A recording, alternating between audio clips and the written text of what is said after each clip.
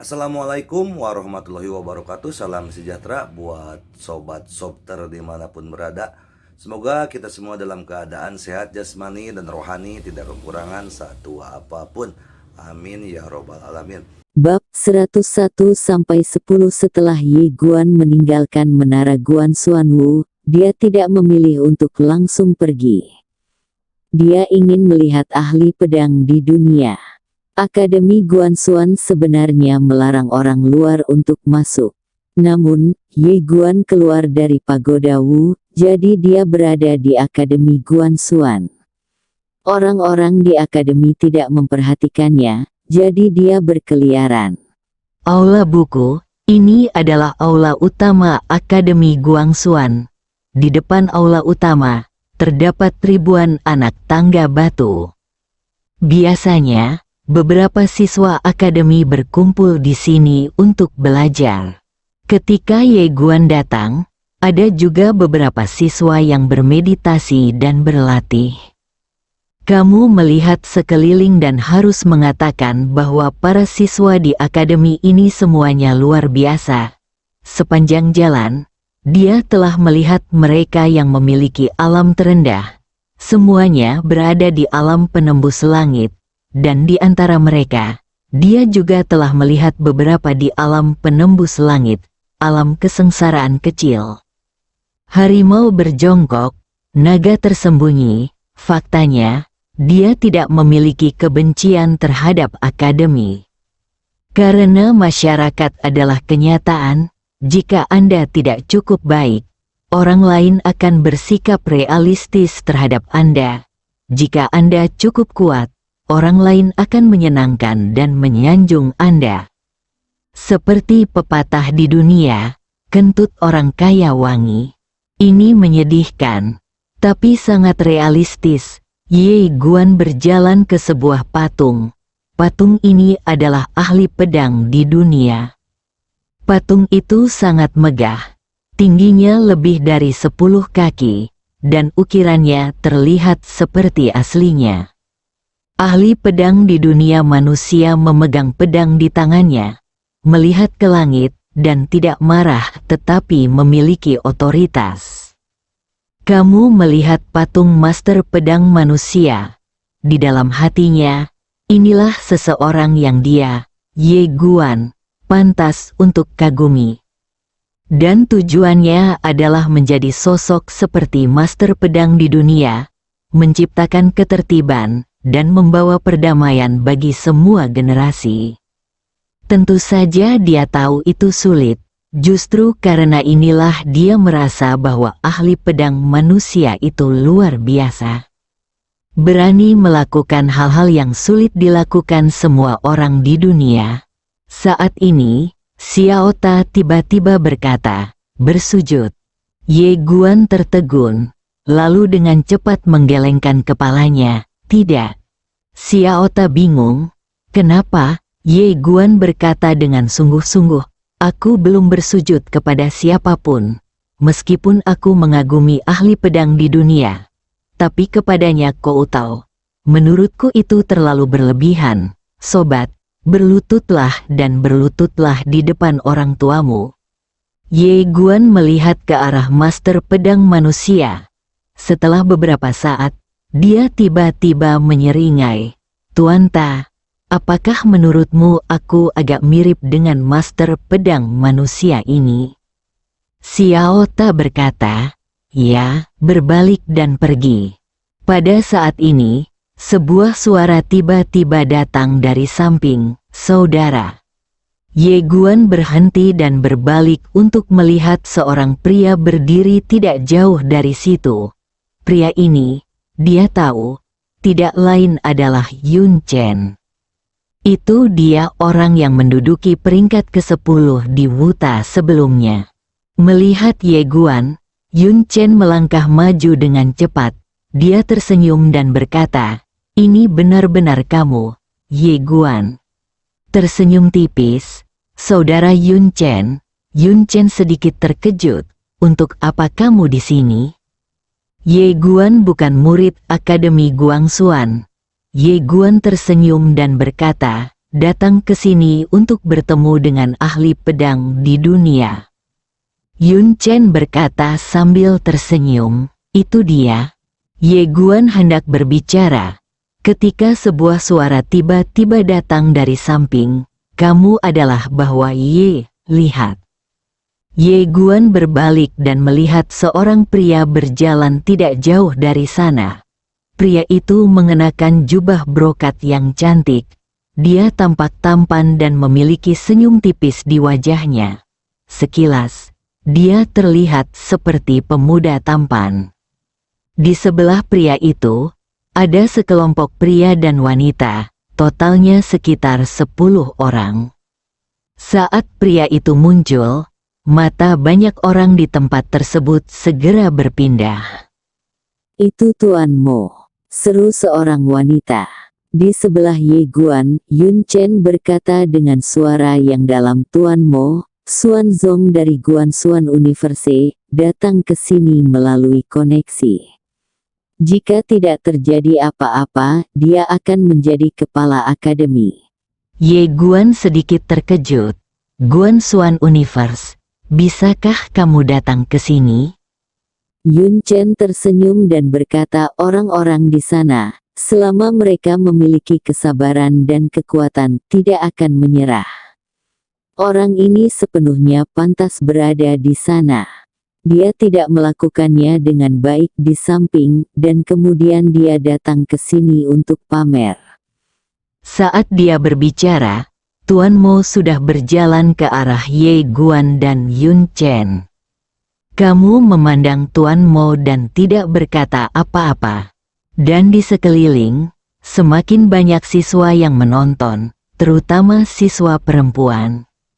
Awalnya, semua orang datang menemui Tuan Mo, tetapi ketika mereka melihat Ye Guan, mata banyak siswi segera beralih ke Ye Guan. Dari segi temperamen dan penampilan, Ye Guan memang tidak pernah kalah. Terutama pada saat ini, meskipun Ye Guan tidak sedang memegang pedang, seluruh tubuhnya seperti pedang tiada taraf yang akan terhunus dengan ujung yang tajam dan sedikit ketenangan dan kehati-hatian. Dua temperamen dalam satu. Saat diam ia seperti gunung berbatu, saat bergerak ia seperti tsunami yang bergulung. Melihat mata banyak wanita di sekitarnya beralih ke Ye Guan, mata Tuan Mo bersinar dengan sedikit ketidaksenangan.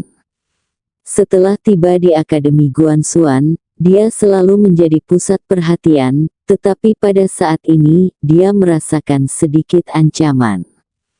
Tuan Mo tersenyum dan berkata, Tuan Ye, sejauh yang saya tahu, Anda sepertinya bukan murid Akademi Guanxuan. Ye Fian mengangguk. Memang tidak, Tuan Mo sedikit menyipitkan matanya. Karena kamu bukan murid Akademi Guanxuan, maka itu seharusnya tidak muncul di sini. Ye Guan berpikir sejenak dan kemudian berkata, Master Pedang di dunia mendirikan Akademi Guanxuan, menegakkan ketertiban, dan menciptakan perdamaian untuk semua generasi. Alasan mengapa dunia begitu damai sekarang adalah berkat Master Pedang di dunia. Saya datang ke sini untuk memberi penghormatan kepada Anda untuk mengungkapkan kekaguman saya. Setelah mengatakan ini, dia berhenti dan kemudian berkata, Tuan Mo, jika kelakuanku menyinggungmu, aku minta maaf. Tolong jangan targetkan aku. Aku hanya pendekar pedang kecil. Aku tidak mampu menyinggung orang besar sepertimu. Aku pergi sekarang. Setelah itu, dia berbalik dan pergi. Melihat adegan ini, Yun Chen tercengang. Bagaimana saudara Ye bisa memiliki temperamen yang baik? Setelah berpikir 2 kali, dia langsung menatap Tuan Mo dengan kilatan ketidaksenangan di matanya. Beberapa siswa di lapangan juga memandang Pak Mo dengan rasa tidak senang di mata mereka. Tidak dapat diterima. Aku datang untuk memberi penghormatan kepada ahli pedang di dunia ini, kan? Adapun itu, Dalam sekejap, kesukaan Tuan Mo di hati semua orang menurun tajam. Wajah Tuan Mo sangat muram. Dia menatap Ye Guan, tunggu. Ye Guan berhenti dan menoleh ke arah Tuan Mo. Tuan Mo, apakah ada yang lain? Tuan Mo tersenyum tipis. Tuan Muda Ye, Anda salah paham. Saya tidak mencoba mengusir Tuan Ye. Ye Jian mengangguk. Jika tidak terjadi apa-apa, saya akan pergi.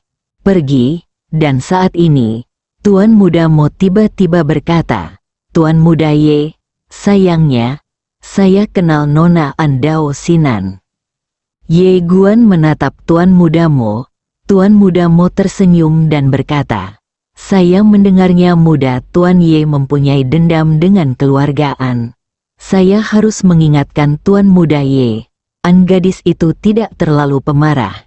Jika Tuan Ye ingin bertarung dalam perselisihan tentang keberuntungan ini, dia harus sangat berhati-hati.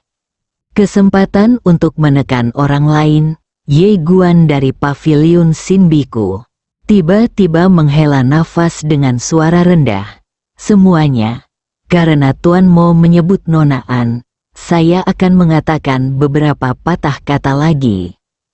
Anda harus tahu bahwa saya adalah yang pertama dalam tes seni bela diri di alam bawah, dan selama kompetisi, saya melakukan duel yang adil dengan Anmu dari keluargaan.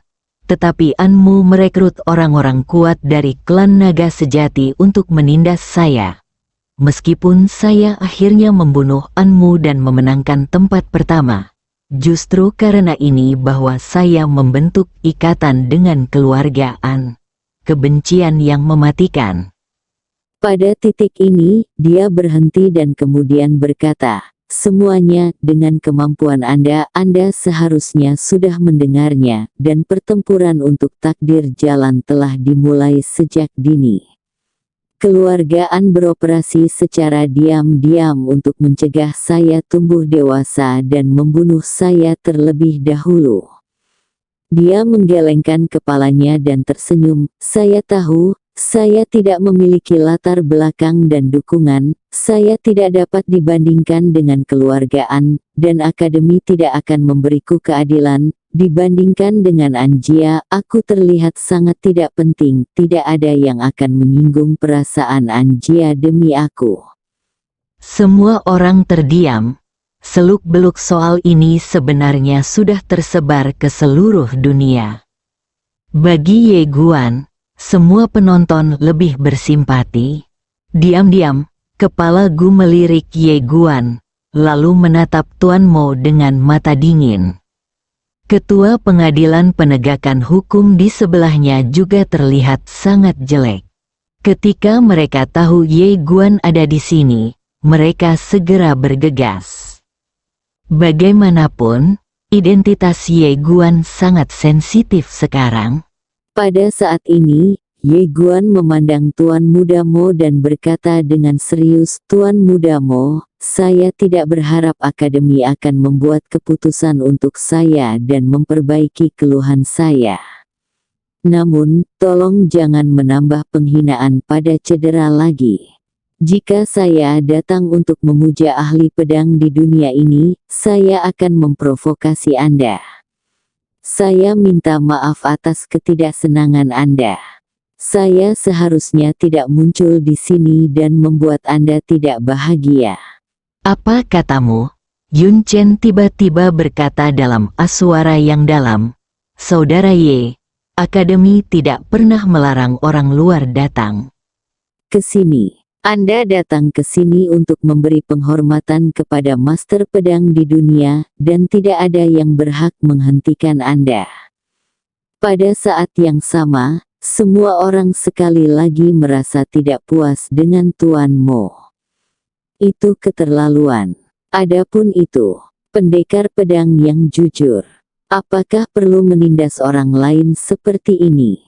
Itu terlalu berlebihan. Tuan Mo menatap Ye Guan. Kamu selingkuh? Ye Guan tersenyum pahit. Tuan Mo, beraninya aku, Kamu berasal dari sekte Guangxuan Universe. Kamu berteman dengan Nona An, dan kamu adalah yang berikutnya kepala akademi. Beraninya saya memiliki pikiran jahat terhadap Anda. Setelah mengatakan ini, dia berhenti dan berkata, Tuan Mo, saya tahu pikiran dan niat Anda.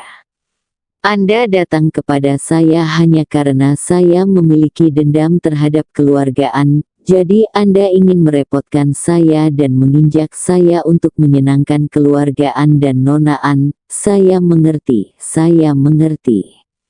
Bagaimanapun, keluarga An adalah keluarga super aristokrat, dan Nona Anda Osin sangat mempesona. Anda ingin tolong mereka. Saya mengerti, sangat mengerti. Setelah mendengar ini, mata semua orang langsung tertuju pada Tuan Mo. Pada saat ini, kesukaan semua orang di ruangan terhadap Tuan Mo turun menjadi 0. Ye Guan tidak berkata apa-apa, tapi mereka masih sedikit bingung. Kenapa Tuan Mo tiba-tiba datang mengincar Ye Guan? Ternyata itu untuk menyenangkan Anjia, harganya benar-benar turun. Jika orang seperti itu menjadi kepala akademi, itu akan menjadi penghinaan bagi akademi. Wajah Tuan Mo menjadi sangat jelek. Dia menatap Ye Guan. Kamu, di sisi lain, kepala Gu Yuan menggelengkan kepalanya. Suruh dia berkemas dan segera keluar. Kepala halaman ragu-ragu sejenak, dan kemudian berkata, dia diutus oleh Xuanzong, dan dia juga dari akademi. Kepala Gu memandang kepala pengadilan penegakan hukum. Jika dia tidak melakukannya keluar, aku akan keluar. Setelah itu, dia berbalik dan pergi. Dengan IQ ini, kamu masih ingin menjadi ketua. Sebaiknya aku mencari babi untuk menjadi ketua. Di lapangan, setelah Ye Guan selesai berbicara, dia mengepalkan tinjunya ke arah Yun Chen dan berkata, Saudara Yun Chen, terima kasih telah berbicara. Sampai jumpa nanti. Yun Chen melihat kepergian Ye Guan dengan ekspresi yang rumit. Jenius seperti ini seharusnya berasal dari akademi. Tapi sekarang, mereka dipaksa oleh kekuatan yang kuat dan akademi tidak menjunjung keadilan. Mengapa? Yun Chen menghela nafas dalam hatinya, sedikit marah, tapi lebih tidak berdaya. Ketika dia masih kecil, dia menerima pendidikan di akademi agar bersikap wajar dan adil. Ketika dia dewasa, dia menemukan bahwa ada perbedaan besar antara buku dan kenyataan. Jika Anda lemah, tidak ada yang akan bertukar pikiran dengan Anda dan tidak ada yang akan berbicara kepada Anda tentang keadilan. Di lapangan, ekspresi siswa Akademi Guangxuan juga rumit. Mereka juga bersimpati pada Ye Guan, tapi tentu saja, hanya sebatas itu. Wajah Tuan Mo muram dan menakutkan, dan niat membunuh di matanya hampir tertulis di wajahnya. Namun, dia tidak memilih untuk membalas dendam saat itu juga. Begitu banyak pasang mata yang memperhatikan. Pada saat ini, seorang lelaki tua tiba-tiba muncul di depan Tuan Mo. Ketika dia melihat pengunjung itu, Tuan Mo dengan cepat membungkuk sedikit, Ketua. Pengadilan Li. Orang yang datang tidak lain adalah Li Qiu, sang kepala dari pengadilan penegakan hukum. Li Qiu menatap Tuan Mo. Tuan Mo, Anda dapat kembali ke Xuanzong. Tuan Mo sedikit terkejut, dan kemudian dengan cepat berkata, Ketua Li, apa maksud Anda? Li Qiu berkata dengan lembut, saya maksudnya, kamu bisa berkemas dan keluar, akademi tidak akan menerimamu. Di tempat yang sama, wajah Pak Mo menjadi sangat jelek. Diusir dari akademi, sayang sekali, itu semua karena Ye Guan. Wajah Tuan Mo sangat muram, Setelah Ye Guan meninggalkan Akademi Guangxuan, dia langsung kembali ke Taoisme. Dia tidak membunuh Tuan Mo. Pertama, jika dia membunuh seseorang di akademi, dia akan disalahkan di akademi. Ini bukan Akademi Nanzu. Kedua, membunuh Tuan Mo akan menyinggung perasaan Xuanzong. Dia tidak tahu kekuatan macam apa Xuanzong itu, tapi tidak ada keraguan bahwa itu pasti kekuatan yang tidak lemah.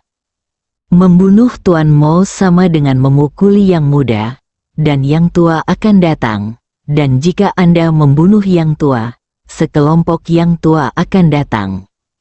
Saat itu, situasinya akan menjadi sangat buruk. Sekte Tao juga akan terlibat olehnya. Yang paling penting adalah dia baru saja merasakan aura kuat dalam rahasianya. Dia tahu bahwa meskipun dia mengambil tindakan, dia mungkin tidak dapat membunuh Tuan Mo. Akademi pasti tidak akan membiarkan dia membunuh Tuan Mo. Oleh karena itu, dia memilih untuk menangani masalah ini dengan cara yang berbeda. Tentu saja, dia juga tahu betul bahwa Tuan Mo pasti akan membalas dendam. Tapi itu tidak masalah. Selama Sekte Xuantian tidak datang, itu tidak masalah sama sekali. Karena Tuan Mo terlalu lemah, membunuh atau tidak membunuh semuanya ditentukan oleh pikirannya. Yang paling dia kurangi sekarang adalah waktu. Perkembangan, dia butuh waktu untuk berkembang sekarang. Selama dia menjadi lebih kuat dan meraih juara pertama, dia bisa mendapatkan keberuntungan yang besar.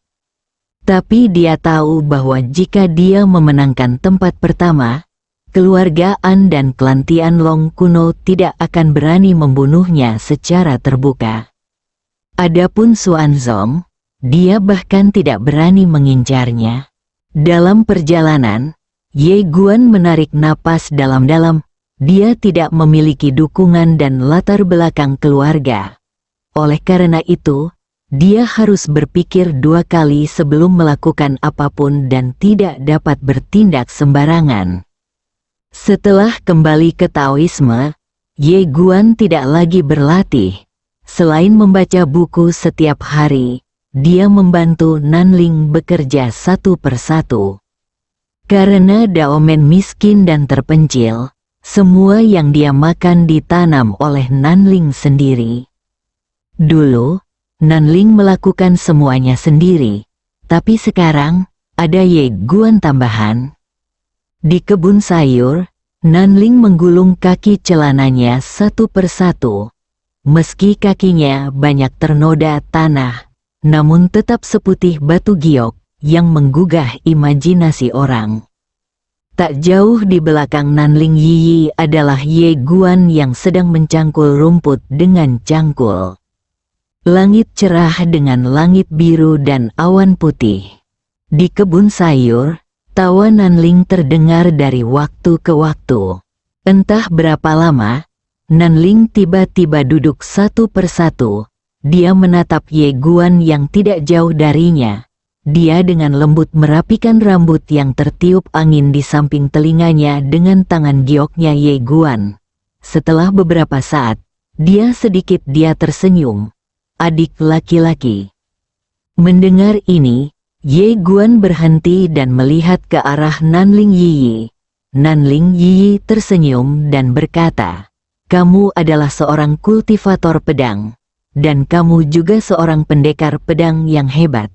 Kamu juga bisa melakukan pekerjaan kasar seperti itu?" Ye Guan menggelengkan kepalanya, senyum. Meskipun dia sekarang adalah kaisar pedang setengah langkah, mungkin karena Tuan Ta, dia merasa seperti itu. Tidak ada yang luar biasa, ada orang di luar dunia, dan ada langit di luar dunia. Jika orang berpuas diri, mereka akan berhenti bergerak maju. Prinsip yang dia baca di buku ini masuk akal baginya. Oleh karena itu, setelah setiap terobosan, dia akan mengharuskan dirinya untuk menjaga pikiran normal. Tidak ada yang luar biasa, kecuali jika Anda mencapai level master pedang manusia. Pada saat ini, Nanling berjalan ke arah Ye Guan dan duduk satu persatu. Dia berbaring dengan tangan di atas kepalanya, memandangi awan putih yang melayang di langit, dan berkata dengan lembut, "Saudara muda Ye, kali ini masuk kompetisi, kamu akankah dia memenangkan tempat pertama?" Ye Guan juga berbaring dan perlahan menutup matanya. "Aku tidak tahu. Lagi pula, tidak ada yang bisa memprediksi masa depan. Aku hanya tahu bahwa aku akan mencoba yang terbaik, sisanya terserah Tuhan." Nanling menoleh untuk melihat Ye Guan satu persatu, dan wajahnya tiba-tiba memerah ketika dia melihat Ye Guan yang begitu dekat. Adik laki-laki ini sepertinya semakin tampan. Ye Guan tiba-tiba berkata, "Kakak senior, aku mendengar dari guru sebelumnya bahwa keluarga Nanling akan datang mencarimu lagi." Nanling mengangguk. "Satu persatu, ya, ingin aku kembali." Ye Guan menggelengkan kepalanya. "Saya pikir kamu tidak akan disambut kembali." Nanling mengangguk. "Saya pikir juga begitu." Ye Guan berkata, "Guru khawatir Daomen akan menunda Anda." Nanling menggelengkan kepalanya satu persatu. "Aku suka tinggal di sini." Saat dia mengatakan ini, dia melirik ke arah Ye Guan. Ye Guan tersenyum dan berkata, "Kalau begitu tetaplah di sini. Selama aku masih di sini, tidak ada yang bisa memaksamu." Nanling sedikit mengangkat sudut mulutnya. "Oke." Ye Guan perlahan menutup matanya lagi, merasakan angin sejuk bertiup dari sekeliling, dan hatinya berangsur-angsur menjadi damai. Praktik, entah kenapa, dia tidak pernah memikirkan tentang kultivasi sejak dia keluar dari pagoda misterius. Tidak benar juga, dia merasa bahwa kultivasi bukan hanya tentang kekuatan Bikuge baru. Ada juga kondisi pikiran. Kultivasi bukanlah tentang mengultivasi alam, tapi mengultivasi pikiran. Untuk mengembangkan pikiran Anda harus mengalami dunia duniawi. Dunia fana adalah batu pelatihan bagi hati. Setelah memikirkan hal ini, Ye Guan tiba berkata dalam hatinya, "Tuan Ta, katakan sejujurnya, ayahku sama sekali bukan menantu, kan? Yang akan datang, kecil ini ada di sini lagi?" Ye Guan melanjutkan, "Menurut tebakanku, mereka memasukkanku ke dalam klan Ye karena dua alasan. Alasan pertama harus menjadi pilihan terakhir.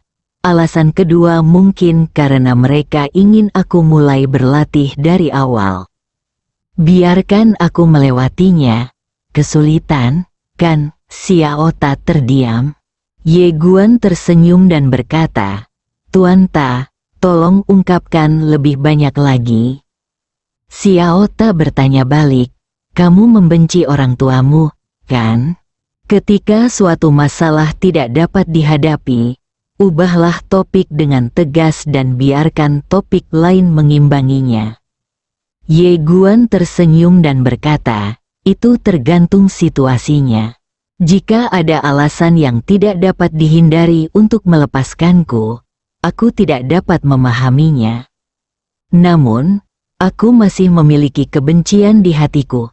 Bagaimanapun, aku bukan orang suci. Saya tidak punya ayah atau ibu sejak saya masih kecil. Kepahitan seperti itu adalah sesuatu yang tidak dipahami orang luar."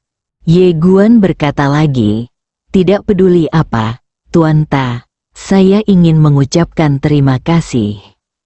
Jika bukan karena Anda, tidak peduli seberapa keras saya mencoba, saya tetap tidak akan bisa mencapai level ini." Seorang kaisar pedang setengah langkah, Tapi dia tahu betul bahwa ini semua tergantung pada bantuan Tuanta. Bakat, upaya, bukannya itu tidak penting. Tetapi jika Anda tidak memiliki seseorang untuk membantu Anda, meskipun Anda memiliki bakat dan bekerja keras, Anda tidak akan berhasil. Ada strata yang ketat di dunia. Jika tidak memiliki peluang besar dan keberuntungan besar, jika ingin melintasi strata tersebut, niscaya akan seperti mencapai langit. Xiaota berkata dengan lembut. Sama-sama, Ye Guan tersenyum tipis. Tuanta, saya ingin menanyakan satu pertanyaan terakhir.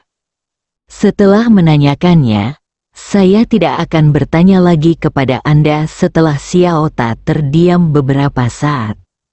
Dia berkata, tanyakan padaku. Ye Guan bertanya, orang tuaku, apakah mereka orang baik? Xiaota berkata orang yang sangat baik. Cukup. 1 bulan berlalu dalam sekejap mata. Pada hari ini, tepat setelah fajar, pintu pondok jerami Ye Guan terbuka. Hari ini, dia mengenakan jubah berwarna awan, dengan selendang rambut panjang, alis berbentuk pedang, dan mata berbintang seperti pedang yang setengah terhunus, dengan ujung tajamnya terlihat. Jing, aku orang baik, dong, saya orang yang kejam. Ye Guan berjalan menuju kejauhan, tapi pada saat ini, dia tiba-tiba membeku di tempat. Karena tidak jauh dari situ, ada 2 orang berdiri di sana. Itu adalah Biksu Dao dan Nanling Yi. Melihat mereka berdua, Ye Guan terdiam. Dia awalnya ingin pergi diam-diam karena dia tidak suka perpisahan. Apalagi kali ini mungkin bukan perpisahan, tapi perpisahan abadi. Segera, Ye Guan menggunakan pedangnya dan menghilang di ujung langit. Tidak lama setelah Ye Guan pergi, seorang wanita tiba-tiba berjalan menuju tempat Ye Guan berada. Orang yang datang tidak lain adalah Nanling Yi. Nanling memandang ke langit satu persatu. Setelah sekian lama, dia berbalik dan sampai ke aula utama. Dia perlahan berlutut di depan meja dupa, mengatupkan kedua tangannya dan berkata dengan saleh, "Guru, mohon berkati saya agar adik laki-lakiku bisa kembali dengan selamat. Aku bersedia menukar nyawaku demi keselamatan adik laki-lakiku." Bersambung.